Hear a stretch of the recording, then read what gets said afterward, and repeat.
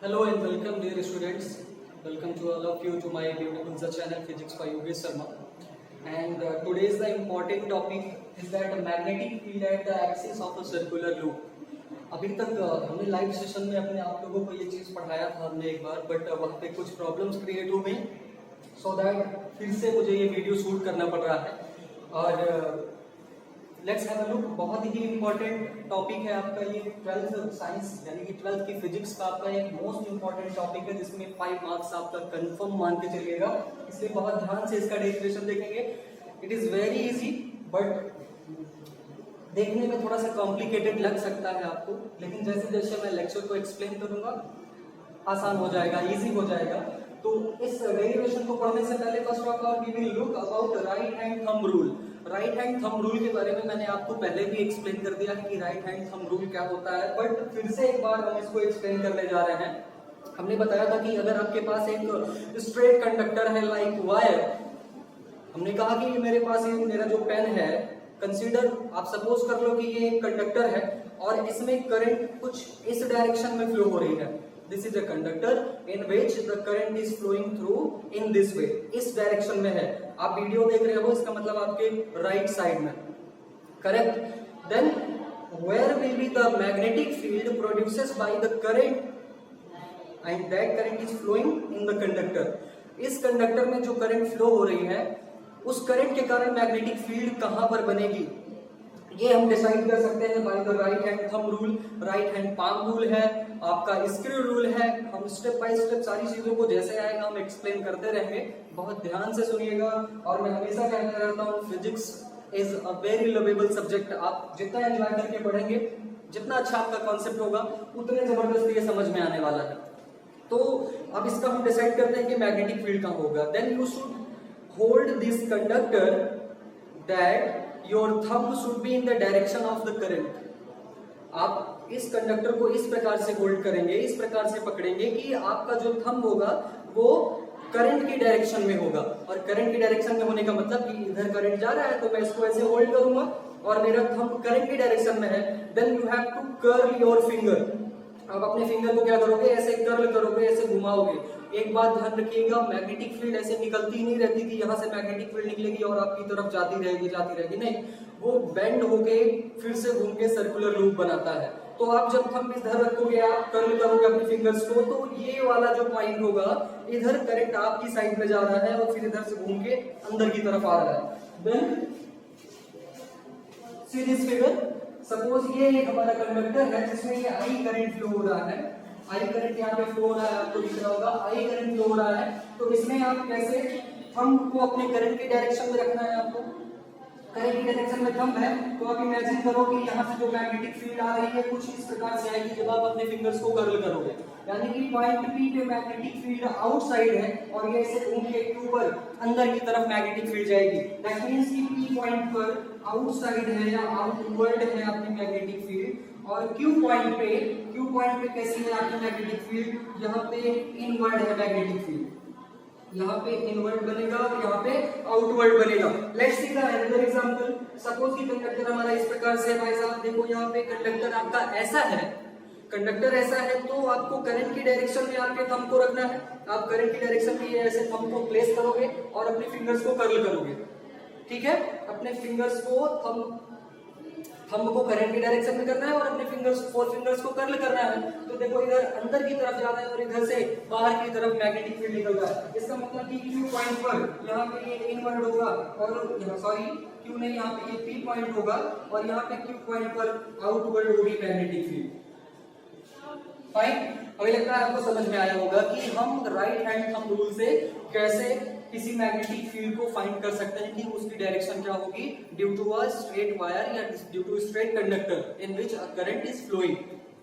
Now I am repeating again my sentence. How to find the magnetic field due to a straight conductor. You should hold the conductor in this way that your thumb should be in the direction of the current. Then easily you will be able to get the direction of magnetic field for that conductor. Now let's see your derivation which is very important. बहुत ही important आपका derivation है ये, जिसमें आपको find करना है find ये करना है कि भाई हमारे पास ये जो टॉपिक है हमारा, इसका टॉपिक का नाम ही है magnetic field at the axis of a circular loop. Then first of all हमारे पास एक लूप होना चाहिए, एक सर्कुलर रिंग होनी चाहिए, और उसके एक्सिस पर किसी पॉइंट पर आपको मैग्नेटिक फील्ड फाइंड करना है। कैसे फाइंड करेंगे?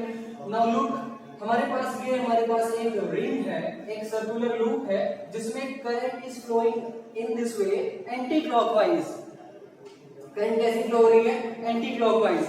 नाउ लुक, इमेजिन करो कि हमारे पास एक यहाँ पे ऐसा रिंग है जिसमें करंट कैसा चल रहा है? एंटी क्लॉकवाइज चल रहा है। तो टॉप पे आपका करंट इधर जा रहा है और फिर बॉटम पे करंट इधर निकल के आ रहा है। भाई देखो, इमेजिन करो यहाँ पे एक ऐसा रिंग है, करंट एंटी क्लॉकवाइज चलने का मतलब कि इधर से इधर ऐसे ऐसे रोटेट करेगा। तो करंट इधर से इधर जा रहा है, तो यहाँ पे टॉप पे करंट कहाँ जा रहा है? अंदर की तरफ, अंदर की तरफ ऐसे आएगा, फिर नीचे से घूम के टॉप बॉटम पे आपका करंट आपकी तरफ जाएगा। तो ये तो हो गई करंट की डायरेक्शन, बट हमको करंट की डायरेक्शन यहाँ नहीं डिस्कस करना है, वो तो हम बाद में भी डिस्कस कर लेंगे। उसके बाद यहाँ पे हमारे पास ये रिंग है, ये एक सेंटर है, और सेंटर से हमने एक एक्सिस लिया है जिसके पॉइंट P पे, यहाँ पे पॉइंट P है हमारा, पॉइंट P पे मैग्नेटिक फील्ड फाइंड करनी है due to this circular loop. और उसके लिए हमको छोटा सा एक करंट एलिमेंट कंसीडर करना पड़ेगा। बच्चों, हमने आपको बताया था कि डायरेक्टली हम इस सर्कुलर लूप का मैग्नेटिक फील्ड नहीं फाइंड कर सकते। Then we have to consider the small element of this circular loop which is called current element. Current element क्या है? मैंने बताया है कि स्मॉल सेक्शन होता है, स्मॉल पार्ट होता है किसी भी कंडक्टर या किसी भी लूप का, जिसकी direction always in the direction of current होती है। करंट एलिमेंट की डायरेक्शन हमेशा कहां होती है? फ्लोइंग करंट की डायरेक्शन में। नाउ लुक, यहाँ पे ये हमारा करंट एलिमेंट हो गया, और यहाँ से some distance that is a distance पे हमने वो पॉइंट कंसीडर कर रखा है जहां पे हमको इस एलिमेंट के द्वारा कितना मैग्नेटिक फील्ड यहाँ पे ये प्रोड्यूस करेगा हमको फाइंड करना है। अगेन, अगर इस करंट एलिमेंट के अपोजिट डायरेक्शन में आप आओगे, अपोजिट डायरेक्शन कहां पे है? ये टॉप हो गया, ये बॉटम हो गया। जो सिचुएशन यहाँ पे आपको दिख रही है, यही सिचुएशन यहाँ पे भी मिलेगी आपको। तो आप चाहे यहाँ से फाइंड कर लो और चाहे यहाँ से फाइंड कर लो। ओके, अब यहाँ पे देखो, ये आपका सेंटर हो गया, सेंटर पे यहाँ पे ये 90 डिग्री बना, और हमने यहाँ पे एंगल फाई कंसीडर कर लिया है। तो अगर मैं ट्रायंगल, ये वाला ट्रायंगल देखूं यहाँ पे, ये वाला ट्रायंगल, तो ये 90 हो गया, ये 5 हो गया। ट्रायंगल के तीनों एंगल का जो सम होता है 180 डिग्री होता है, तो यहाँ पे ये कितना बचेगा? 90 माइनस 5। और यहाँ पे भी सेम सिचुएशन बनेगी। अगर मैं इसको ऐसे ड्रॉ कर दूं, तो यहाँ पे भी अगर ये 90 हो गया, ये 5 हो गया, हमने कहा दोनों तरफ से आप फाइंड कर सकते हो, चाहे ये वाला फेज ले लो चाहे ये वाला फेज ले लो, डजंट मैटर, आपका आंसर सेम आने वाला है। ये भी 90 माइनस 5। अब बात करते हैं कि मैग्नेटिक फील्ड की डायरेक्शन, यहाँ पे जो मैग्नेटिक फील्ड बन रही है उसकी डायरेक्शन क्या होगी? इजीली हम आपको बताए हैं कि यहाँ पे हमको best magnetic field, maximum magnetic field कहाँ पर मिलती है? 90 डिग्री पर। आपको बायो-सावर्ट लॉ अगर याद हो तो वहां पे आपने देखा था कि हमको बेस्ट मैग्नेटिक फील्ड या मैक्सिमम मैग्नेटिक फील्ड 90 डिग्री पर मिलती है। तो यहाँ से जो हमने करंट एलिमेंट कंसीडर किया है, यहाँ से इस डिस्टेंस पे हमको जो magnetic field, best magnetic field मिलेगी वो 90 डिग्री पर मिलेगी। चाहे ऐसे आप समझ लीजिए कि यहाँ पे ये 90 डिग्री बनेगा, और चाहे अगर आपको बायो-सावर्ट लॉ याद है तो वहां पे तुमने देखो, यहाँ पे एक ऐसा कंडक्टर लिया हुआ था, और यहाँ से r डिस्टेंस पे ये dl एलिमेंट था हमारा, और dl यहाँ पे थीटा एंगल था। तो r डिस्टेंस पे यहाँ पे एक पॉइंट P था जहाँ पे हमें मैग्नेटिक फील्ड फाइंड करनी थी। अब यहाँ पे मैग्नेटिक फील्ड आपकी इनवर्ट आई थी। अब सारी सिचुएशन आप समझ सकते हैं, बायो-सावर्ट लॉ आपने पढ़ा है। तो यहाँ पे जो इसका यहाँ से फॉर्मूला आपको निकल के आया था हमारा dB, यहाँ पे dB मैग्नेटिक फील्ड थी due to small element, small magnetic field at point P। dB is equal to formula था आपका q naught upon 4 pi I dl sin theta upon r square. और मैक्सिमम मैग्नेटिक फील्ड थीटा जब हमारा 90 degree होगा तब हमको maximum magnetic field मिली थी। अब इसी का अगर हम वेक्टर फॉर्म देखें तो dB is equal to mu naught upon 4 pi I, यहाँ पे dl vector cross r vector upon r cube.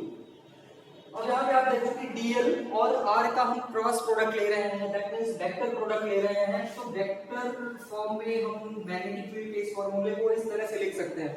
दूसरी चीज, अगर हम दो क्वांटिटीज का वेक्टर फॉर्म ले रहे हैं या वेक्टर प्रोडक्ट कर रहे हैं तो यहाँ पे देखो dv vector is equal to हो जाएगा आपका dl vector cross r vector. बेटा यहाँ पे ध्यान से समझना है बच्चा कि ये और ये हम वेक्टर फॉर्म में इसका क्रॉस प्रोडक्ट ले रहे हैं, तो जब दो क्वांटिटीज का हम क्रॉस प्रोडक्ट लेते हैं तो वहां पे जो हमारी मैग्नेटिक फील्ड होती है वो dl के और r के परपेंडिकुलर होती है। इसका मतलब हुआ कि हमारा ये जो dl होगा ये परपेंडिकुलर टू dv होगा, या हम कह सकते हैं कि dl हमारा जो होगा परपेंडिकुलर टू r वेक्टर होगा। दोनों सिचुएशन में अगर हम इन दोनों का वेक्टर प्रोडक्ट ले रहे हैं तो यहाँ पे मैग्नेटिक फील्ड हमारी कैसी बनेगी, परपेंडिकुलर बनेगी। गुड। अब यहाँ पे देखो ये चीज समझ में आ गई है, बहुत घबराने की बात नहीं है। आप कमेंट सेक्शन में जाके कोई भी क्वेरी कर सकते हैं, आप वीडियोस देखें, वीडियोस देखने के बाद कहीं भी प्रॉब्लम आता है then you can discuss me any time. यहाँ पे हम ये dl है हमारा, r की जगह पे ये डिस्टेंस हमने a ले रखा है, तो इन दोनों का जो क्रॉस प्रोडक्ट होगा उसमें ठीक 90 डिग्री पर यहाँ पे मैग्नेटिक फील्ड मिलने वाली है। अब यहाँ पे आपने देखा कि यहाँ पे जो मैग्नेटिक फील्ड है हमारी वो 90 डिग्री पर है, ठीक है। आगे हम इसके डेरिवेशन में क्या जानते हैं भाई सर, अच्छा एक चीज और ध्यान से देखना है आपको कि अगर हमारे पास रिंग हो, रिंग की अगर हम बात करें तो रिंग में हम कैसे मैग्नेटिक फील्ड को फाइंड करते हैं, ये चीज हमने आपको बताया था कि वहां पे आप स्क्रू रूल लगा सकते हो। स्क्रू रूल हमने बताया था कि आपको स्क्रू को इस डायरेक्शन में रोटेट करना है जिधर करंट की डायरेक्शन हो तो आपको मैग्नेटिक फील्ड मिल जाएगी। अगर ये बेटा 90 - 5 हो गया बच्चा, यहाँ पे ये 90 हो गया, तो यहाँ पे रिमेनिंग एंगल कितना बनेगा 5, बिकॉज यहाँ पे यहाँ से ध्यान से देखो ये पूरा एंगल कितना बन रहा है 180 डिग्री। यहाँ से ये पूरा एंगल कितना बन रहा है, यहाँ से ये पूरा एंगल 180 डिग्री बन रहा है, तो ये 90 हो गया, ये 90 - 5 हो गया, तो ये कितना बचेगा 5 बचेगा भाई। तीनों का सम इज इक्वल टू 180 कर दो, इसको x कंसीडर कर लो, देन आप क्या पाओगे कि ये y हमारा एंगल बचेगा। अब इसकी थ्योरी कैसे लिखनी है, the most important thing you have to write the theory in the best way and easy way. आपको इजी वे में लिखना है और अच्छे तरीके से लिखना है, तो बड़ा आसान है। सबसे पहले हमने क्या किया था, सबसे पहले हमने कंसीडर किया था, देखो हम पॉइंट वाइज यहाँ पे थ्योरी आपको लिख कर दे रहे हैं। यहाँ पे लिखना है आपको consider a circular loop of radius small r carrying current capital I। Simple सी बात भाई, आपको कंसीडर करना है कि हमारे पास एक सर्कुलर लूप है जिसकी रेडियस स्मॉल r है। यहाँ पे हमारा सर्कुलर लूप हो गया, इसकी रेडियस आपने स्मॉल r ले रखी है और जिसमें करंट कितना फ्लो हो रहा है कैपिटल I। अगेन क्या लिखना है आपको, we wish to calculate, क्या कैलकुलेट करना है magnetic field, we wish to calculate magnetic field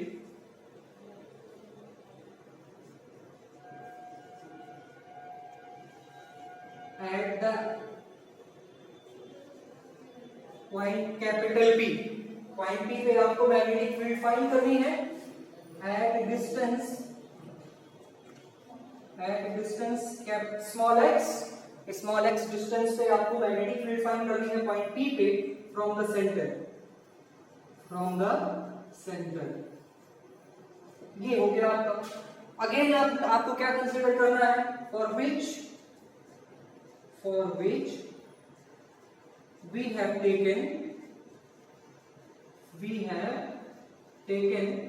a small current element dl at the top of the loop where the current is in outward direction। यहाँ पे for which we have taken a small current element dl at the top of the loop। यहाँ पे ये dl vector आपका current element है। Now look, यहाँ पे अब क्या करना है भाई, अब कुछ नहीं करना, अब डेरिवेशन करना है। थ्योरी आपको बस इतनी ही लिखनी है, एनफ है, बिल्कुल एकदम जबरदस्त मार्क्स मिलने वाला है अगर आप इतना लिख दोगे तो। आगे हम यहाँ पे देखते हैं, आपने पढ़ा है फ्रॉम या अकॉर्डिंग टू बायो-सावर्ट लॉ लिख देते हैं, according to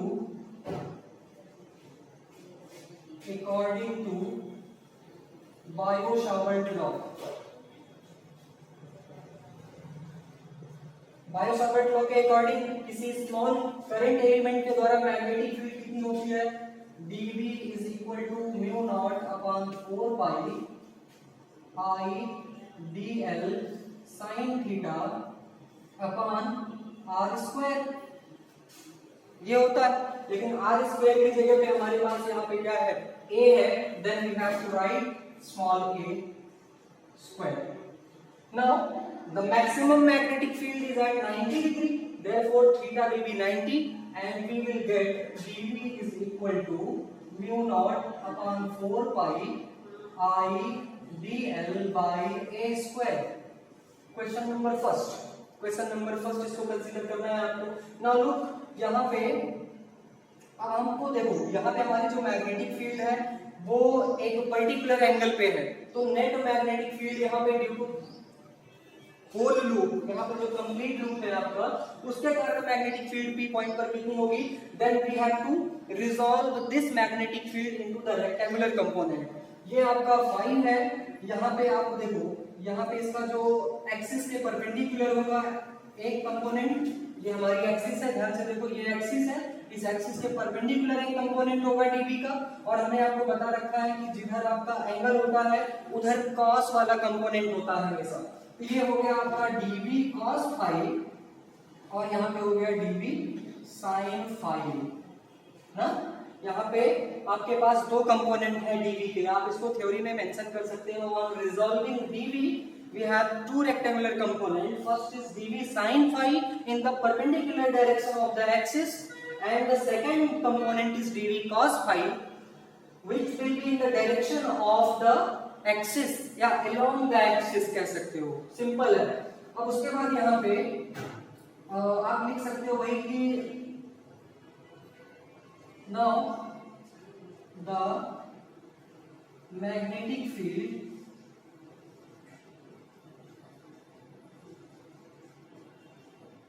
along the axis कितनी होगी, dv is equal to, sorry यहाँ पे dvx कर देंगे इसको हम, dvx is equal to dv cos phi। dvx क्या है, magnetic field, small magnetic field in the direction of x axis. ये हमने जो x कंसीडर किया है, x डिस्टेंस सपोज की ये हमारी एक्सिस x एक्सिस है, इसकी डायरेक्शन में जो मैग्नेटिक फील्ड है वो dv cos phi है। यहाँ से ये जो इसका आपका हॉरिजॉन्टल कंपोनेंट है वो उसके इक्वल होगा। Now from equation first you have the value of dv, then put this value dv in this equation. आपको क्या मिलेगा, dvx is equal to mu naught upon 4 pi और I dl by a square, I dl upon a square and cos phi। Now look यहाँ पे हम बच्चा, यहाँ पे हम cos phi की वैल्यू फाइंड कर सकते हैं by this right angle triangle। This angle is phi, therefore the front side will be perpendicular and this side will be the base and this will be the hypotenuse। Now cos phi is equal to क्या हो जाएगा, यहाँ पे थोड़ा सा improvisation करते हैं। Now cos phi is equal to हो जाएगा side upon hypotenuse, जनरली इसको base upon hypotenuse बोलते हैं, side upon hypotenuse भी होगा, कोई प्रॉब्लम नहीं है। यहाँ पे cos phi की वैल्यू कितनी आ जाएगी, साइड आपकी क्या है, r है, हाइपोटेन्यूज क्या है, a है, तो cos phi की वैल्यू क्या हो जाएगा, r by a। अब आप ये वैल्यू उठा के यहाँ पे इक्वेशन नंबर सेकंड में पुट कर सकते हैं कि आपके पास cos phi की वैल्यू है यहाँ पे। Now from equation second dvx is equal to mu naught upon 4 pi I dl upon a square और cos phi की वैल्यू है r by a है यहाँ पे। Then dvx is equal to कितना हो जाएगा आपका, dvx is equal to mu naught upon 4 pi I dl r upon a cube, right, I dl r upon a cube। ये हो गया आपका equation number third. Again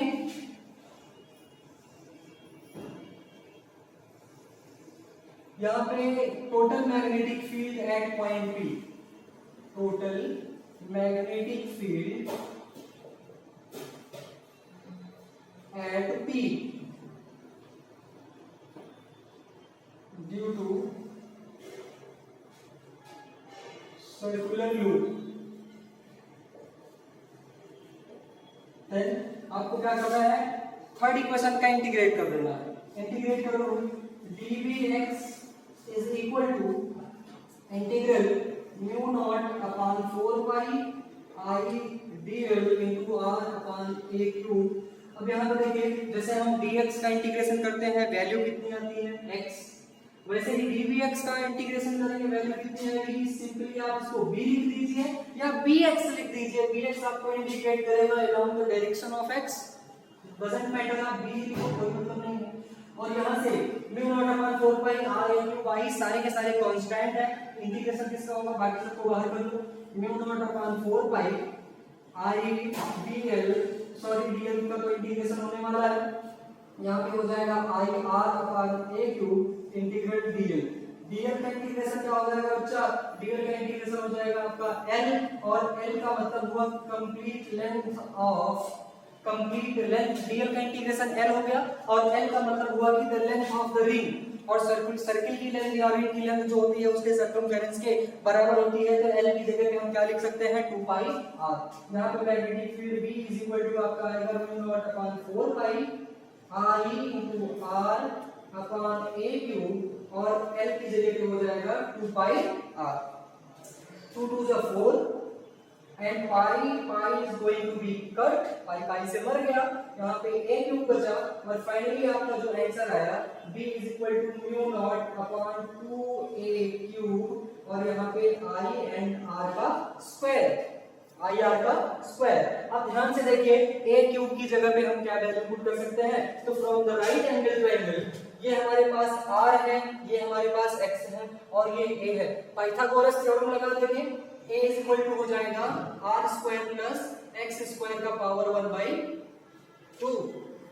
a की जगह पे हम क्या पुट कर सकते हैं, वहां पे r square plus x square का पावर 1/2।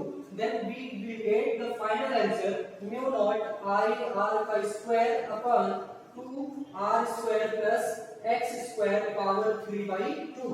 3 ऑलरेडी है, 1/2 वहां पे मल्टीप्लाई करेंगे, आंसर हो जाएगा आपका 3/2। This is the required magnetic field, this is the required magnetic field due to this circular loop. अच्छा, यहाँ पे बहुत सारे ये आपका डेरिवेशन भी इंपॉर्टेंट है ही। अगेन यहाँ पे बहुत सारे न्यूमेरिकल्स आपसे पूछे जा सकते हैं कंपटीशन में, आपके बोर्ड एग्जाम में बहुत सारे तरह तरह की वैरायटीज बनती है। यहाँ पे सपोज यहाँ पे x आपका 0 हो जाए, अगर ये पॉइंट P हमारा सेंटर पे चला गया है, यहाँ पे पॉइंट P कहाँ पे हो जाए, सेंटर पे हो जाए, तो मैग्नेटिक फील्ड क्या होगी, तो मैग्नेटिक फील्ड बच्चा हमारी यहाँ पे x हमारा 0 हो जाएगा।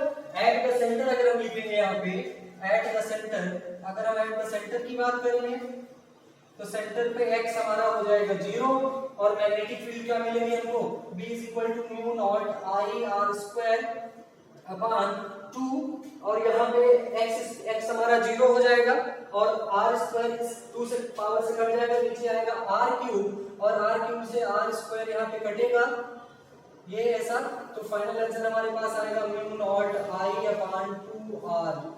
ठीक है, यानी कि हम यहाँ पे ये आंसर लिख सकते हैं अपना, यहाँ पे इसको मिटा देते हैं, और ये फाइनल आंसर आपका आएगा mu naught I upon 2r at the centre. I hope आपको समझ में आया होगा, वेरी क्लियर है, बहुत ही आसान है। कहीं प्रॉब्लम है then go to the comment box and go to the comment box and ask the query. आपको 24/7 एनी टाइम में कमेंट सेक्शन में आपको रिप्लाई करता रहूंगा, और आप मेरे YouTube चैनल को जरूर सब्सक्राइब करें, शेयर करें, ताकि आप जैसे लोगों की हेल्प हो सके, क्योंकि इस समय जो सिचुएशन है बच्चे ऑनलाइन क्लासेस नहीं अटेंड कर पा रहे हैं, तो इन सब चीज़ों से आपको बहुत सारी हेल्प हो सकती है। Then thank you so much. आप YouTube चैनल को ज़्यादा से ज़्यादा सब्सक्राइब करें, और आपके लिए ऐसे सारे टॉपिक अपलोड करते रहेंगे धीरे धीरे।